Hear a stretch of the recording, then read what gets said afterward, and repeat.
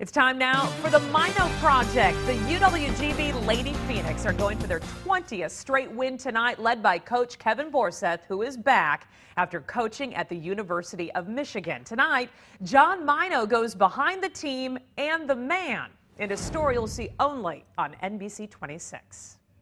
What's the old saying? The only thing worse than never attaining your dream is attaining it and then finding out it's not all it's cracked up to be.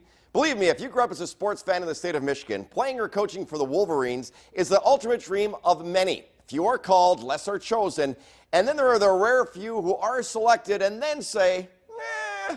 And that, in a nutshell, is Kevin Borseth. Just watching him during a game, you can see the passion and his devotion to Green Bay basketball. This from a man who grew up in a state where the first words of many are, in Michigan? Yeah. Go Blue.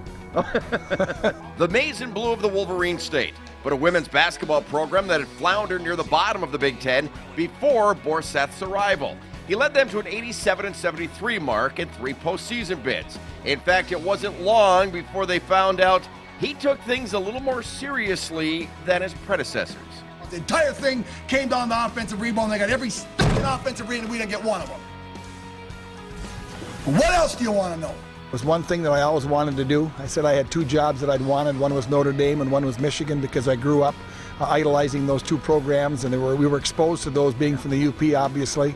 Having an opportunity to do that was really a dream come true.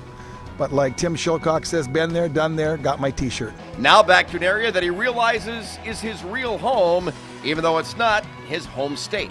I was riding over here with one of my counterparts, and we were talking about Yoopers, and we're kind of a different breed. We're a breed apart, but there's a lot of us that hang around the Green Bay area. We can all think and act the same, I guess, if you will. But I just missed it back here. I like the people back here. I like the atmosphere back here. And it was just felt a lot more like home to me.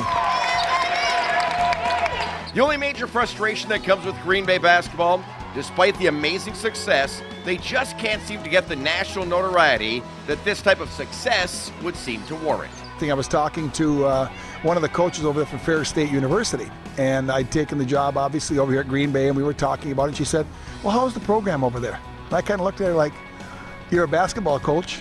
You're coaching basketball, and it's almost like, what rock did you crawl out from underneath, you know? Program here has been very good, and it's been very good for years, obviously. The last 5 years, they've, competed in 4 NCAA tournaments, been to a Sweet 16, and I thought people would know that. Maybe it's that lack of notoriety and respect that helps fuel the players who keep this program at the level it's at. I think our players come in, and I think a lot of times they don't get the notoriety, perhaps, that some of the kids from big schools go to. Blue-collar workers carry your lunch pail, if you will. Our kids go every day, and they lace them up the same way, but they play extremely hard. And I don't know that it's a chip on the shoulder, but I think they feel like they have to play a little better when they play against those schools, and as a result, they generally do. They most certainly do. One more regular season game left, the conference tournament, and another possible trip to the big dance coming up. Maino, NBC 26.